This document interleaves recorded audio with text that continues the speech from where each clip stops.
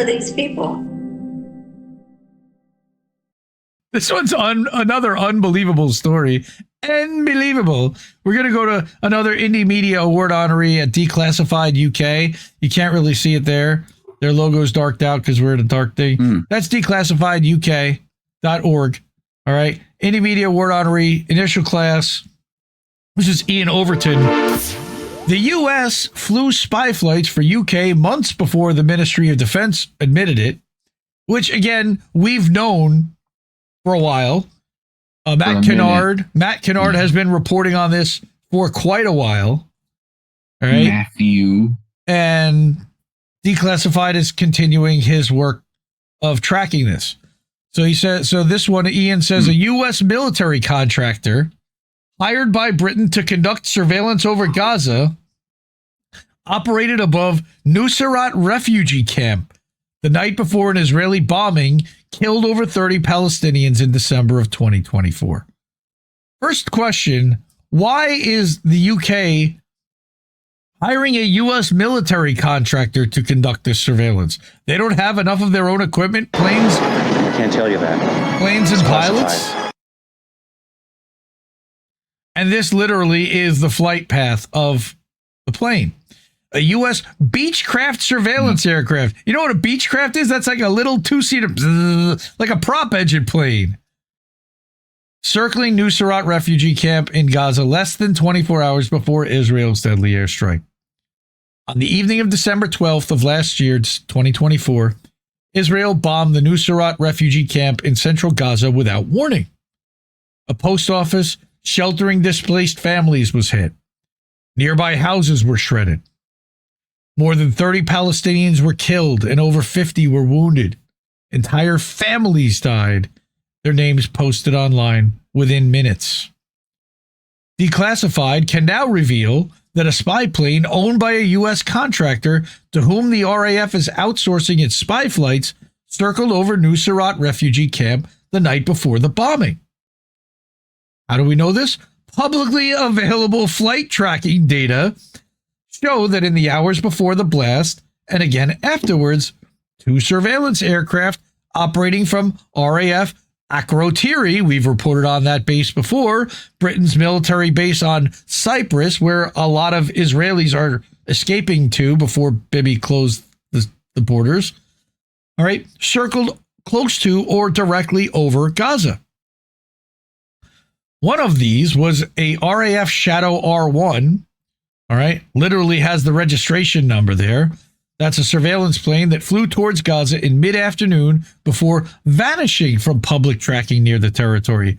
Amazeballs how they could just turn off their transponders. They're not supposed to be able to do that, by the way. But the other belonged to Straight Flight Nevada Commercial Leasing, LLC, a subsidiary of America's Sierra Nevada Corporation. This was a Beechcraft Super King Air 350 with the registration tail of N6125 and the call sign Crook 11. I think that if you looked into the registry of that plane, you might find an Adelson somewhere connected because they have a lot of stuff in Las Vegas. That would be my guess. That's total speculation. And maybe Beechcraft Super King Air. Maybe is what it was, right? Yes, and maybe, just maybe, Declassified will mention that here. The presence of this U.S. aircraft alongside Royal Air Force spy planes raises uncomfortable questions about whether British intelligence directly or indirectly assisted Israel's targeting of the camp. Of course they did. Are you fucking kidding me? Come on. Further, the presence of the U.S. contractor over Gaza, and who is that contractor? We know who the plane owner is, right? That's the leasing company that owns the plane, but we don't know who the contractor was. The presence of the raised uncomfortable questions about whether they assisted the targeting. There's Reef putting the plane up on his screen, Captain.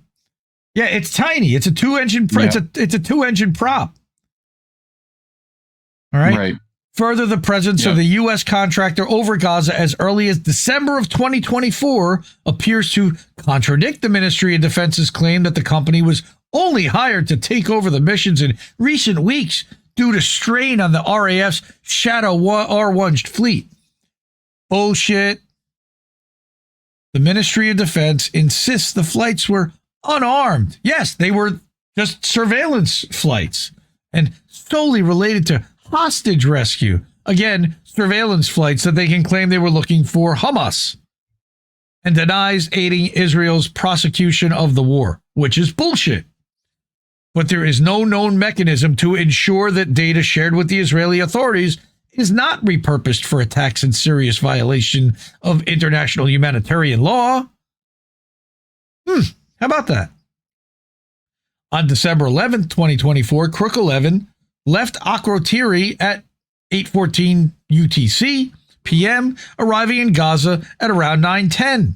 Takes about an hour to fly that little thing. It orbited above Nuseirat for around 20 minutes. Its fixed track consisted with detailed optical or signals surveillance before heading back to Cyprus, switching off its transponder en route at 10:17 p.m. UTC and landing shortly after. Cam. Right. That's exactly what it is. It's the cops turning off their body cams, which you should not be allowed to do.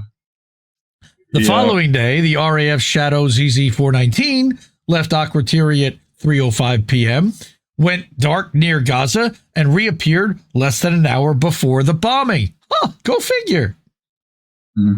Crook 11 then on the 12th took off at 7:08 p.m. And then, right, which social media reports suggest coincided with the time Israel began to bomb Nuseirat. The plane then held its position just off Gaza's coast for around half an hour and was circling near Gaza less than an hour after the bombing. They were surveying the damage on behalf of Israel.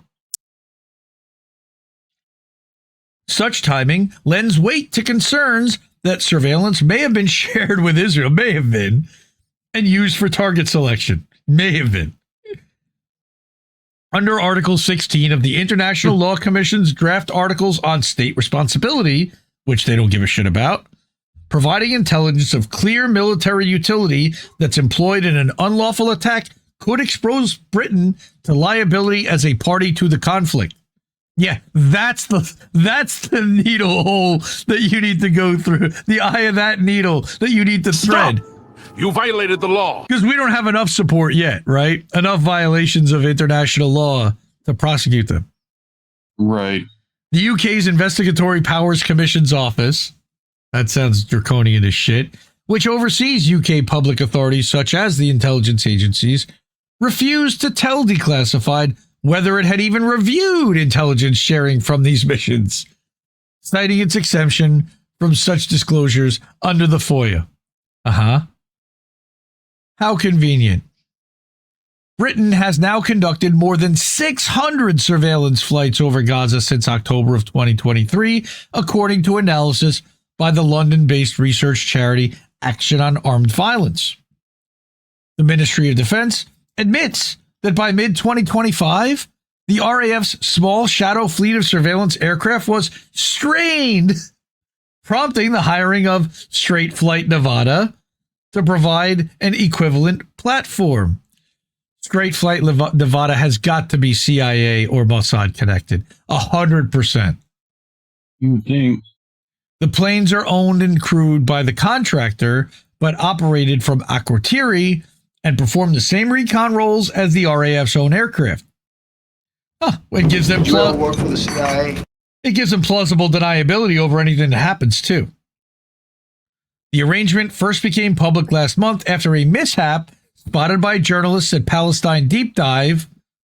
A Beechcraft with a call sign of Crook 12 failed to disable its transponder while circling over Khan Younis. I'm going to have that with Matt Kennard in a second. This showed for the first time that contractor-flown aircraft were operating over Gaza.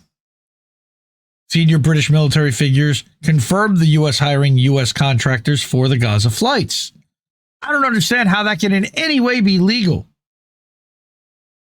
Declassified's finding shows that the arrangement has been of much longer standing and that the Ministry of Defense hired the contractor months before previously believed.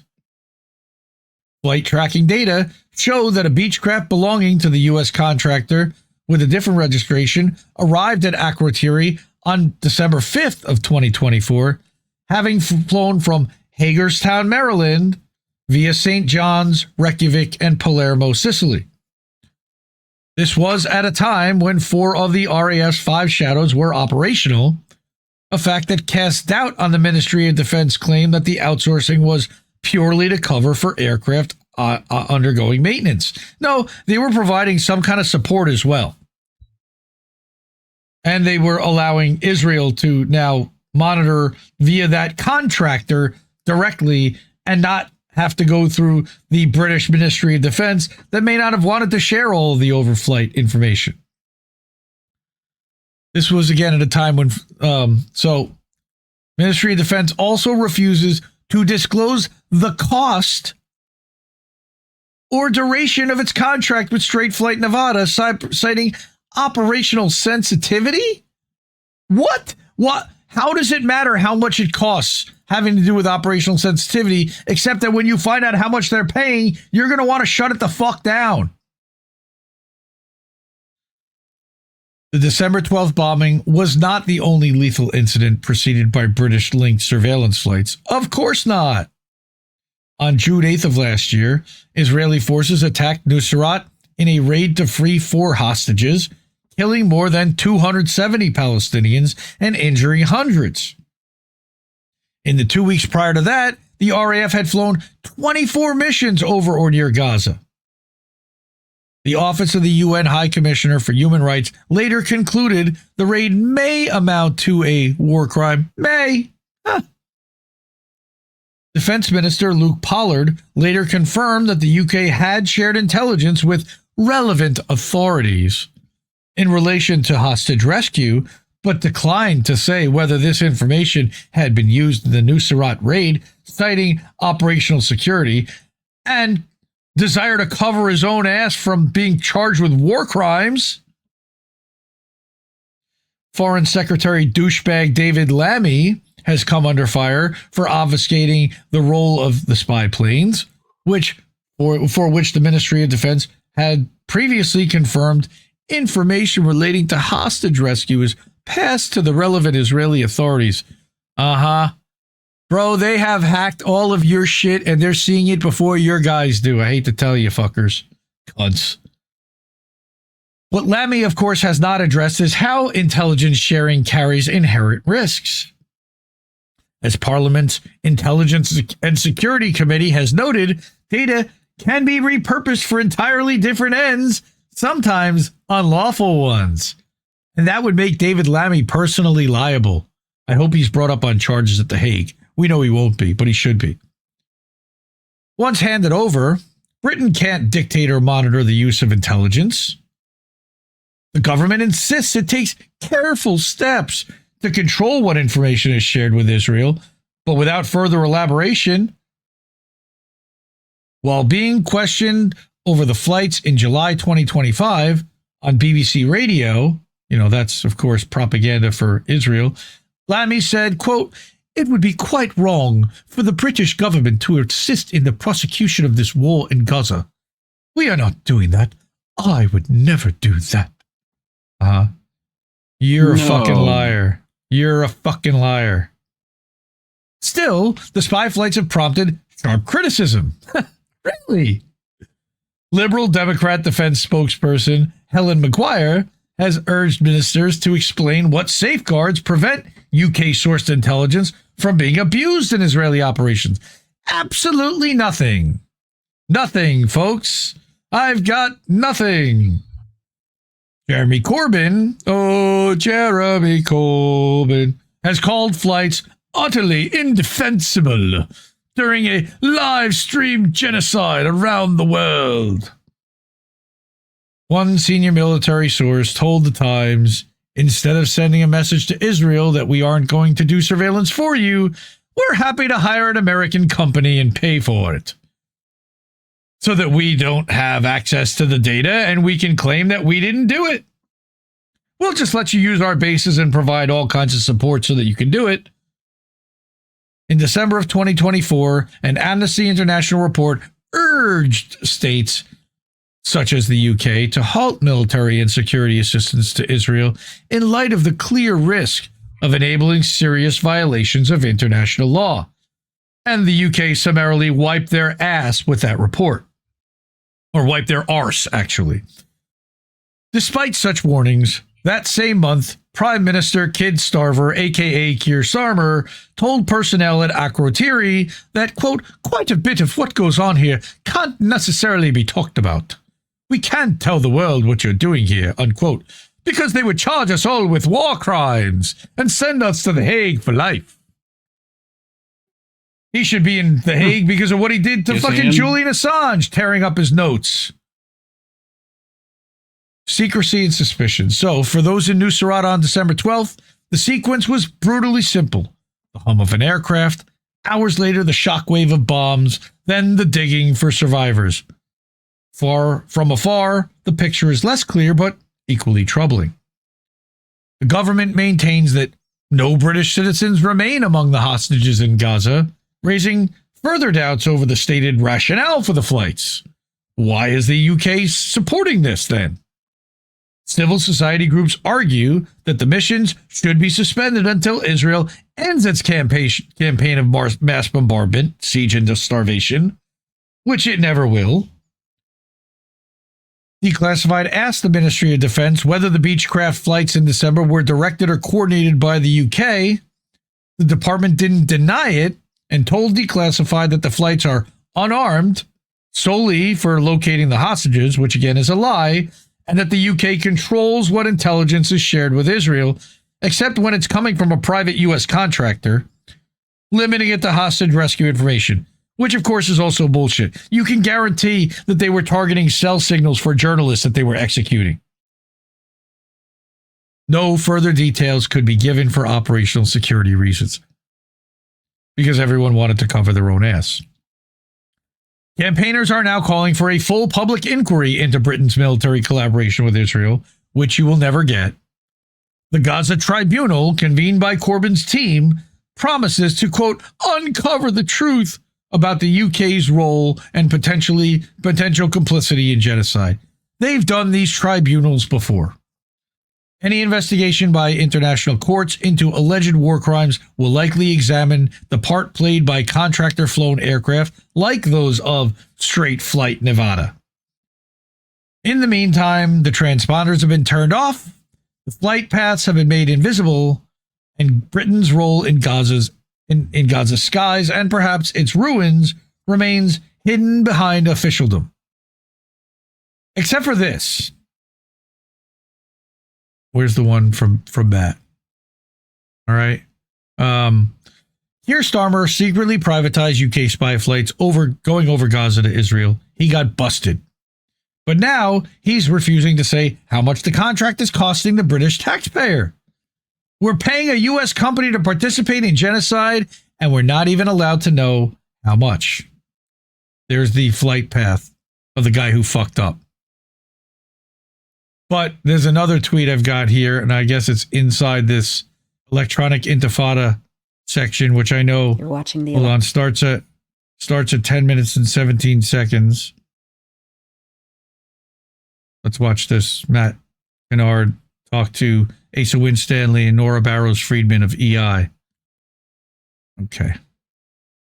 20 months of these flights, every single time you look at them online, they turn their transponder off over the sea on their way to Gaza. So we never have known what they're doing over Gaza. So this was the first evidence we have of what they were doing. And I think it's important evidence that should be part of a legal case, to be totally honest with you. Yeah, it's up on the screen now. So they were over, and it was over Khan Younis for 3 hours in the Khan Younis area. There was a airstrike which killed civilians the following day. This is a real breakthrough in the story because huge. I mean, you mentioned these gifs you've been of the flight paths you've been posting over the last nearly 2 years to your Twitter about this, but until now they always stop just short of Gaza. That's correct, exactly. Right? Yeah, exactly. This is the first time, due to this kind of effective privatization of these spy flights to a US contractor. Exactly. It seems they accidentally left their transponder on over Gaza itself. Yeah, exactly. So the story developed because obviously we contacted the Ministry of Defence and said, what's going on? Why is there a contracted plane? They didn't give it even on the record statement. They gave no information. I contacted the US Department of Defence. They referred me to the UK Ministry of Defence, and I contacted the company who didn't respond. So we had very little information about who was operating and what had happened to the program. But we had noticed it. We tracked where this plane, the new US spy plane, had been, and we saw that it had left the US an airport called Hagerstown Regional Airport in Maryland on the 12th of July. It had gone to Iceland, then Northern Ireland, and Canada, and then Sicily, and then Akrotiri. It was a 3-day trip, and then we saw from the 20th of July to the 25th of July that it actually went on its missions over Gaza with the RAF plane. So it was obviously a training exercise. So, but in the article, we speculated about who could be operating. I thought it might be the Americans or the Israelis or even the Gaza Humanitarian Foundation. Anyone can be these clients. But anyway, it became a big story because I tweeted that video on Monday. It got over 3 million views on Twitter, over 1 million on Instagram, and for the first time, a mainstream journalist got interested in the story, and there was an article in the Times yesterday. There's been 2 this week, 2 very big breakthrough articles. Sorry, Tom. Well, let me take you through some of that because I've got some of the quotes from that lined up. So, as you mentioned, you published this information on Twitter, and then you published your full article, your scoop for Palestine Deep Dive on Monday, and this appears, as you've said, to have finally hammered a crack in this kind of wall of silence that the British media has really erected since these surveillance missions over Gaza first started flying in December 2023, right? Yeah, exactly. Yeah. So on Tuesday, then we saw finally a mainstream newspaper in Britain, the Times of London, and they reported on your story effectively without really crediting you at first, and they wrote, quote, "The British military is continuing to fly spy planes over Gaza to help Israel find missing hostages as Palestinian civilians are starved and killed. Government sources have confirmed to the Times," so they're back, they're confirming your reporting. It continues, "Intelligence gathered by undisclosed RAF aircraft and other British assets in the region is being handed over to the Israeli military, so it has real-time information on the movement of captured Israelis," end of quote. So, I know that when you asked them for comment, Matt, the Ministry of Defence refused to comment. So it's highly significant, I think, that a mainstream media source has finally and belatedly confirmed this.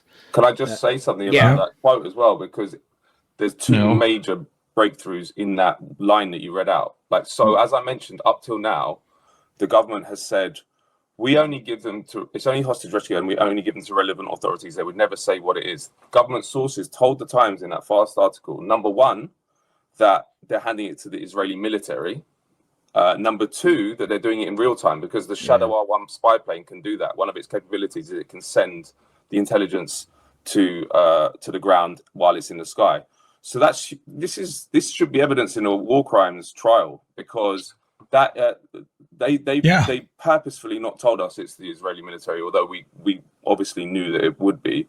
But the fact they're doing it in real time, and the point they always say, which is that it's hostage rescue, right, is insane. Because if you're handing this intelligence in real time to the Israeli military, how can you then say to them, well, you can't use it for anything else apart from hostage rescue? They don't know where it's going when it's in Israel. It's like as if Israel's a trusted party in anything, let alone using intelligence in the way they're telling the British. So it's but as I say, the whole program is unraveling, which is beautiful to see, because it's only been upheld by secrecy and the fact there's been no scrutiny by the mainstream media, and now both those things have been smashed.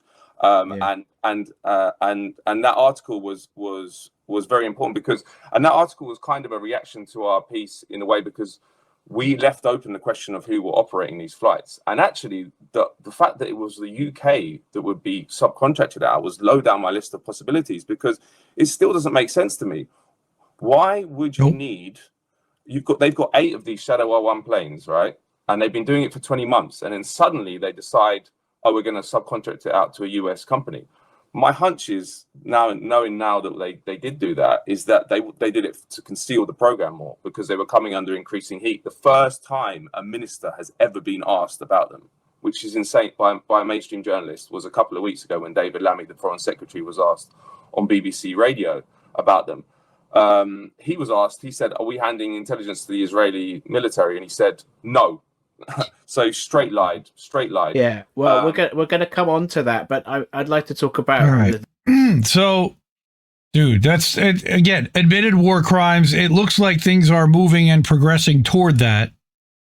Again, talking about they're paying a U.S. contractor. My guess is that they're paying the U.S. contractor because they don't want to see what's happening in the spy flights. They want to provide, they'll provide support, right, but they don't really want to get their hands dirty with this if they don't have to. Now, plus, we share all our information anyway, so. Now, we've talked about Palestine Action, and of course, they no longer exist, but people are still getting arrested for saying they support them, action, right? The reason Yvette Cooper has proscribed Palestine Action is that she's a member of Labor Friends of Israel and received £215,000 from the Zionist lobby, which incidentally is £215,000 more than Palestine Action ever received on behalf of a foreign power. Government ministers are lying to you. So I wanted to point that out about the UK. Fuck the UK, fuck Israel, fuck all these lies and nonsense smears to support genocide. So, yeah. That was the long spy flight segment. So I love you all. Take care of each other. Support independent media because we really need it more than ever. And I'll see you soon. Love you all. Have a good night, everyone. We your body. Mwah. Ciao, baby. No! We just fucking lost the stream. I guess this isn't such an awful place. Is that what you